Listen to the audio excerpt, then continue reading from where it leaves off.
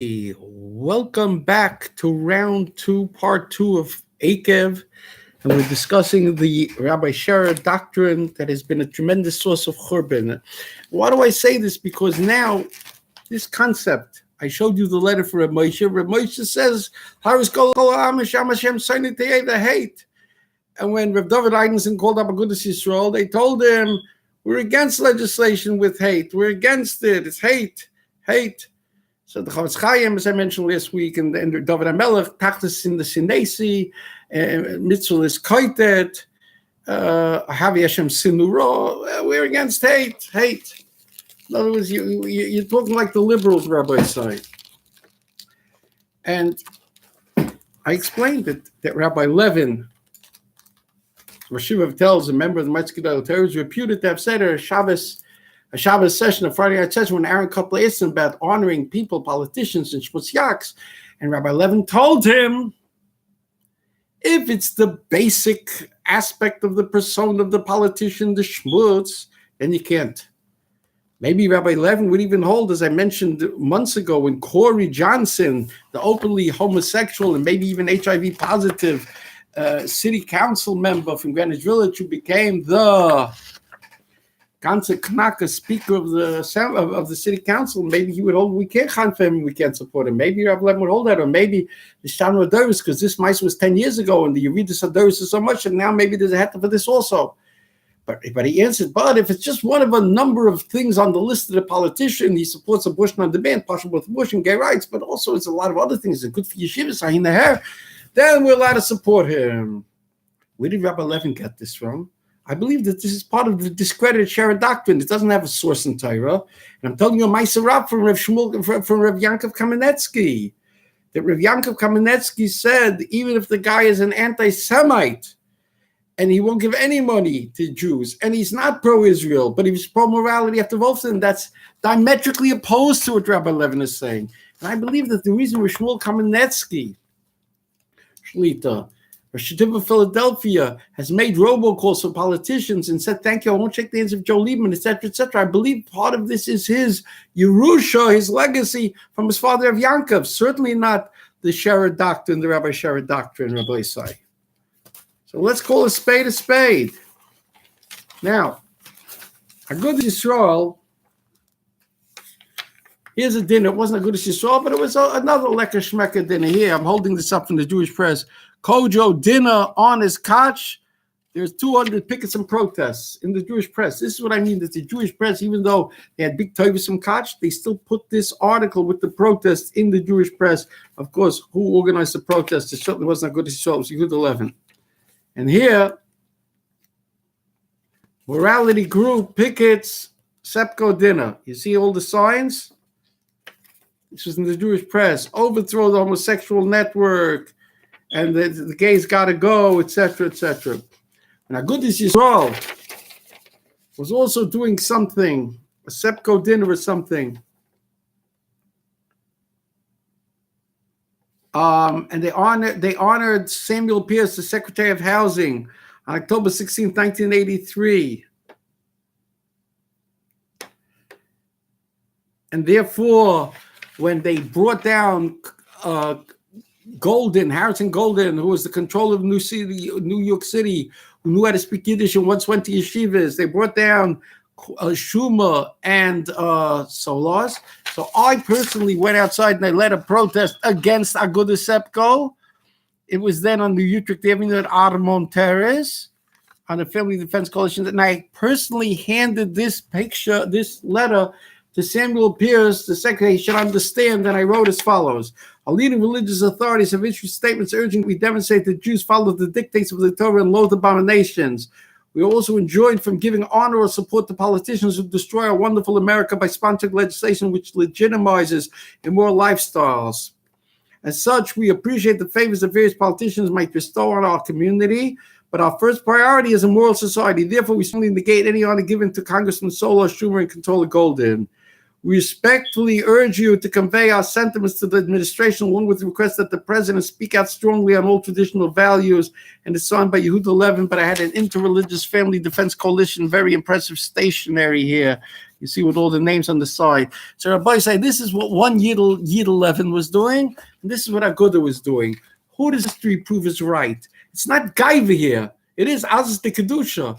But his Gaiva is because Rav Avigdor Miller wrote in a letter, which I held up last week or 2 weeks ago in front of the screen, called Dibur of Dibarti Moisez Man Rav, that Rav Miller testifies that all that I got from him. So about Rav Miller, if you put Rabbi Miller up against Rabbi Sherer's philosophy, his discredited philosophy, any day of the week.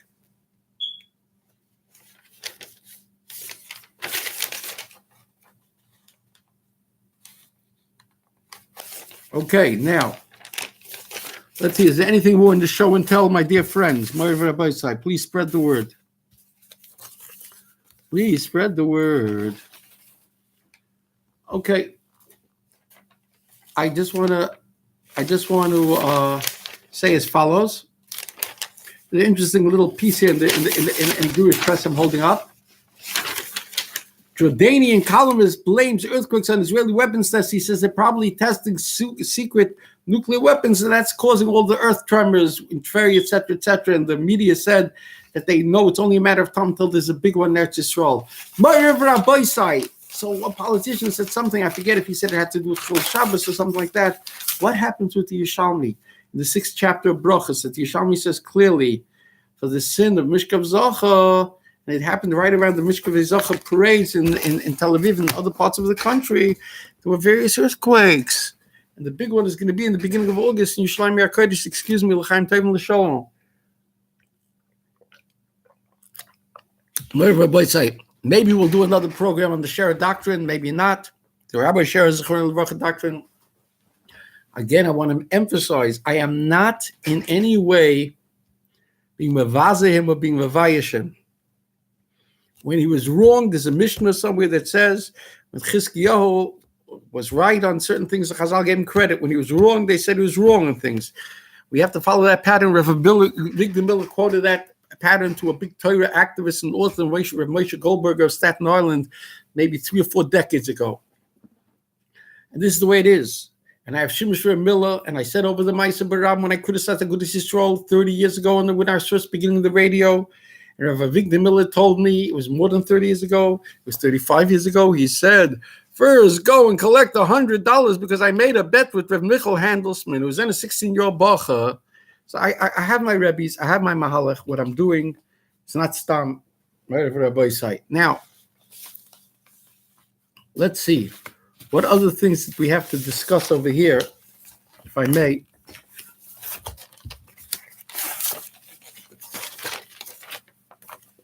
Let's go weiter. Weiter is a There's a huge problem, I explained. There's a huge problem. And it's not only Rabbi J. David Blythe who takes a very strong position that there's a question on every get, because the second get law says very clearly that although there's equitable distribution of marital properties, marital assets, but the judge has to take into account that neither party is preventing any barriers from the other spouse's remarriage post-divorce. And therefore, there are judges that will ask you openly, are you giving your wife a get? And if not, they will fine the person by, instead of giving him half the marital assets, giving him much less or giving him nothing. This is momonistic coercion. This is a terrible, terrible thing. It makes it a get mu'usa, and therefore it's a big shaila that the woman has a tray for get, which is a Ashes Ish, the children of Mamzerim. Judge Eric Prostak, he has been making potential mamzerim and Ashes Ishes in the dozens. There's, to a lesser extent, there's a Judge Sonnenschein, who's an irreligious Jew who also does this a lot. And therefore, since a large percentage of the Jews, unfortunately, who are in divorce court, usually called there by their wives, who go to Arkoyas instead of Bezin, or they tanz Beit Chasnas, and the feckless feminists, but they didn't allow them to do that. And then ultimately, the Dayanim even come down to the court somehow with some kind of a teirim, and they do in the side room, they do a get sometimes. It's shreklach. So I'm just saying, I want to officially notify, I'm making a machor, that this guy, Eric Pross, and to a lesser extent, Sonnenschein, they're pushing this get law. And you should know there's a way out. The way out is they give an affidavit because the law says you have to remove all possible barriers that you can for the remarriage of the spouse.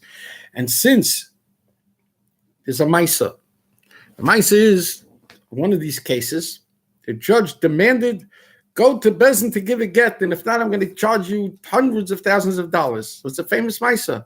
The lawyer went down from the wife, and the lawyer went down from the husband, and it was my friend who was there. He was asked to step in for the lawyer of the husband who couldn't be there. They went in front of the Sachtas. The Sachtas said he cannot give a get because that's called a get mu'usa. It's forced. It's treif. He would be an Ashes Ish and have mamzerim if she got remarried. So the lawyer of the husband was forced to testify to the judge, Your Honor. He did everything he could. So Rabbi Bleich or somebody came up with this thing that you can give an affidavit to the court. I removed every possible barrier, and then technically the proskite is not supposed to be allowed to rob the husband, but he does it anyway. And nobody really has appealed this stuff to a higher authority, to a higher thing. In other words, this get law, the second one, is probably patently unconstitutional. It's a real mixture of church and state. As a matter of fact, the same Rabbi Sherer that in the book threatened this government official, if he bothers yeshivas about mixing genders, he might find himself with big publicity. Why doesn't Agudas Yisrael and Kolpa and the other legal organizations, Agudah as the lawyers, why don't they go and challenge this thing? They're not concerned with Ashes Ish. Shout out to Agudas Yisrael. Why don't you challenge this legislation? Is it because Agudas Yisrael is also afraid and that they're closet feminists? They're afraid of upsetting the quote-unquote women's lobby, the Nishei of Agudas Yisrael? This is a horrific thing that's going on here, and nobody's challenging it. Now, there's a case of Masri. Masri is a fellow who was married to a girl in Williamsburg, to a young lady in Williamsburg, and they were fighting about a get, and she was harassing him, and then they hired some Satmar hitman or something like that. And these guys are now in jail for a couple of years. Yeah, Ramesh. And in the case there, in the legal case of Masri, the local judge said when they were pushing the second get law, she thinks it's unconstitutional. There's somebody else now, I'm not going to mention his name because I didn't speak to him yet, who also is challenging this thing. And I think it's a mitzvah gedolah that this has to be challenged because this is a producer of potential mamzerim and potential Ashes Ish. When Gittin take place under the auspices or forced by the courts for financial coercion. This is not poshut at all. They didn't are liberal, they'll find out hachokis of Rabbeinu Tam, we're doing it tiltal manatzad, with all kinds of lumdus, and you know, like it's the Gemara that says there were people who could be matah the sherets in 70 different ways. But it's oisvar for Rai Rabbi Sai. It's oisvar for Rai, and now they're doing this in Israel also. The Rabbanut has been doing it for years, and now they're in the middle of passing law in Israel, and any husband who goes there will be locked up or will be kept there for months and months until they force him to give a get. And it's also chazerai, it's a false get. And the fact that you force him to be mavatal the moidoyas and you think that that's not a false get, that's baba maisis. You ask the chazonish, you ask others, that they would tell you that the get is possible. If a person is coerced into doing something and he thinks it's halachic and it's really not, and he shouldn't be forced and everything else, huge shail on the get. And that's why in the case that I told you about, that's written an article about this Adam Godel, that he forced this guy to give a get. When this guy asked for David Feinstein, he was told there's huge shilas on the get that the wife remarried with. This is what's going on in Klal Yisrael. And Eric Pruss she has a lot of responsibility in Brooklyn. When he's going to go upstairs, Chas v'Shalom, they're going to show him in the Bezdin Shalmaila, you know, you're responsible for this Avera Veishis, for that Avera, for this Avera Mamzeris. It's unbelievable. These people, they don't understand. But the Batei Din might be some of them or a lot of them in the same situation to a lesser degree. Okay, Rabbi Say. Listen, I want to say something. We have to have Jewish pride. Curtis Sliwa can't stand, he goes like a Simcha Felder. It's very cute on ABC with hundreds of thousands of listeners. And every so often he brings up the Simcha Felder who was the deciding vote for a while in the state senate. You understand? And he used this to defend yeshivas from certain curriculum, from certain obligations that were put on by Naftali Moiser, also known as Muster and Oisvar for lowlife, with a huge chip on his shoulders, and other reprobates. So he managed to push. So when Simcha Felder did something good, we have to give him credit, because if not for him, there would have to be all kinds of chazarai that would go on the yeshivas that would be terrible. The problem I have with Simcha Felder is that at the same time he's voting for legislation that has schmutzig implications, and he didn't use his koich enough to stop schmutz. But leaving that aside, so Curtis Lee was the chairman of the Workmen's Party or something like that. Not exactly an ultra-conservative party. There was a time many years ago when he was a religious Catholic or somewhat religious, Curtis Lee was, and he used to oppose to a certain extent the Mishkav Zachar agenda. But that's long since changed because it's not politically correct. So the big courageous fighting in your face, Curtis Lee, when it comes to the Mishkav Zachar and everything else, that is at Oisvarf. That's the first thing you should know. He doesn't deserve all the kavod malachim he gets when it comes to koidis, and all the. So he says he went down to Amnus Pizza and he announced that he's running a candidate in the Workmen's Party against Simcha Felder, and the sycophantic Hasidim Chanfonim that he claims on ABC radio was saying, we're going to help support you. We're going against Felder. So I want to give a shout out to all those tipshim, those oxen. Stop the gaga eyes and stop being so excited about anybody here on the radio or anything else, and go with your morality. It's a chil Hashem to give support to this oisva of sliwa when it comes to attacking Felder. If you would attack on Mishkav Zachar stuff or something like that, then I would have a much bigger problem. By the way, that's why when there was a debate on the pages of the Jewish Observer going back 30 plus years ago between Dr. Bernard Frischman, who said it's not good to have from politicians, and Professor Aaron Tversky, who took the good position that it is good, history has proved there's not one lowlife, there's not one Orthodox Toyedika person who hasn't voted for Schmutz and made a Chil Hashem various times. Dr. Frischman was absolutely right, and the Aguda Shita, Dr. Tversky Shita, is wrong. And I wonder if Professor Aaron Tversky would be man enough to admit it. In other words, when you go way down the wrong road, isn't it time for revision, in a positive sense, revisionist history, to say Chatosi Avisi Pshati? How about an op-ed piece in the coalition or whatever Aguda thing that they have, written by Rabbi Tversky, saying Dr. Bernard Frischman was right? How about that? I'm not going to hold my breath. Okay, what else do we have over here? Aaron Soloveitchik, years ago, in the 90s probably, or shortly thereafter, when the Mishkevei Zachar were trying to march in their own float in Israel, in the Israel Day Parade in Manhattan, Aaron Soloveitchik was the one who went to the mat and fought with them, and said, he gave an issa. And what happened was like this: Gershon Jacobson, the Lubavitcher publisher, founder of the Allgemeine Journal, wrote a strong letter, a strong op-ed piece.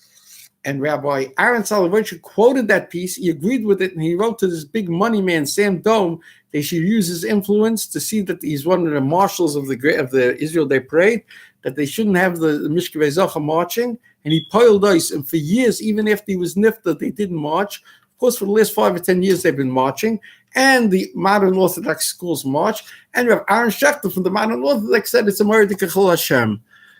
But Agudas Yisrael also expresses certain Zionistic things at different times.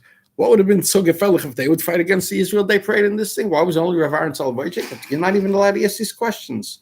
You understand? Just saying there's so many things that could be done. Aguda could learn from Rav Aaron Soloveitchik. He was an Ish MS, and he said what he said, and he felt what he felt, and he did what he did, and it's to his credit. This was way back in April 30th of 93. Okay? He said it would be the biggest Chil Hashem in the history of American Jewry, or something like that, if they marched. Now, let me see what else we have here. There's a guy named Jeff Leb. I never met him. I don't know about him. But I want to say he gets this week's Eisva for Vord. It seems he put on a rainbow yarmulke, or at least he's alleged to, and he marched in the gay parade.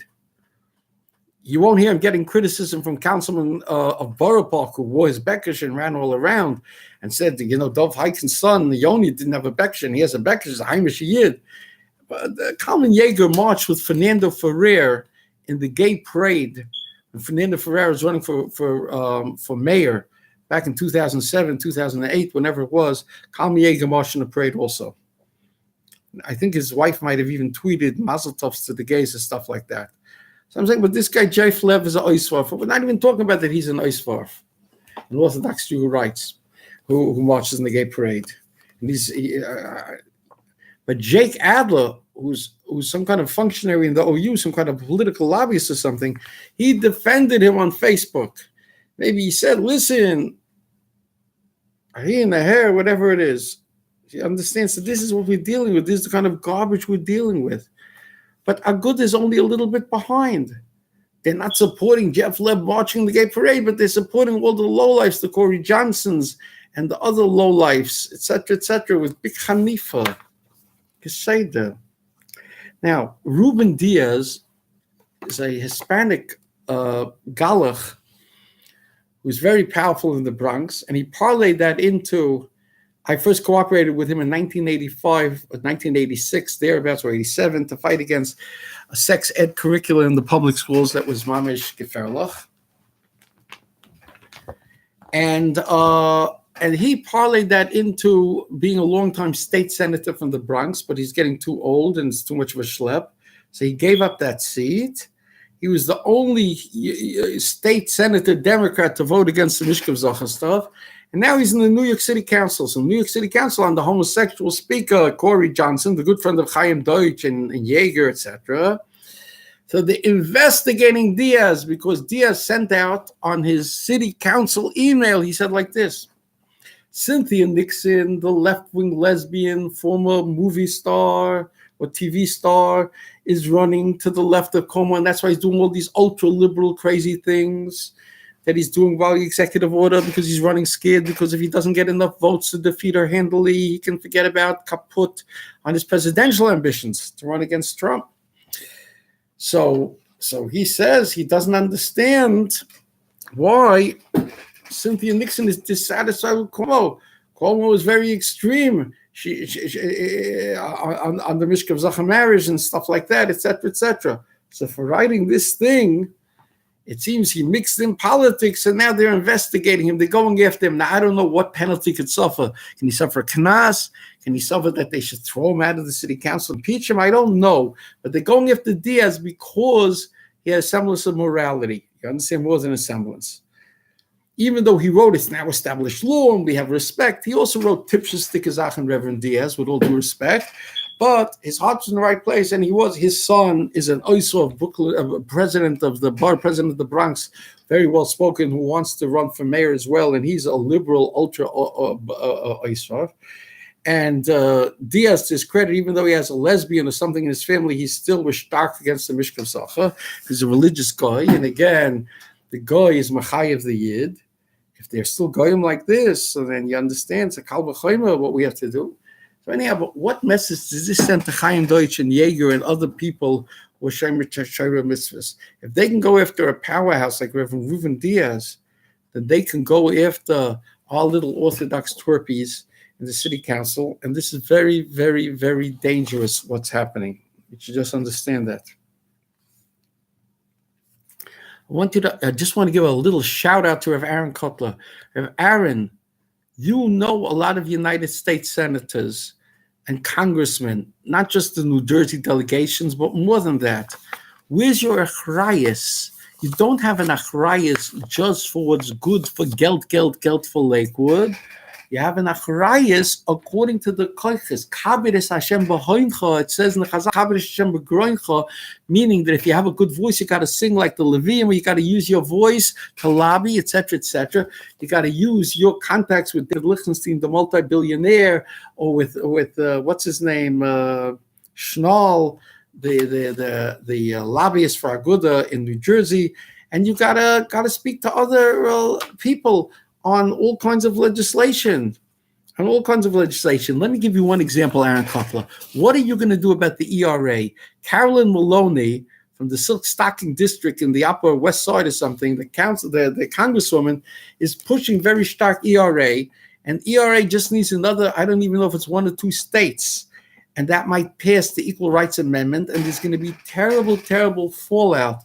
There could be same-gender bathrooms, and there could be a women's draft, and there could be a lot of chazarai. that will be constant to the Constitution if there's an Equal Rights Amendment.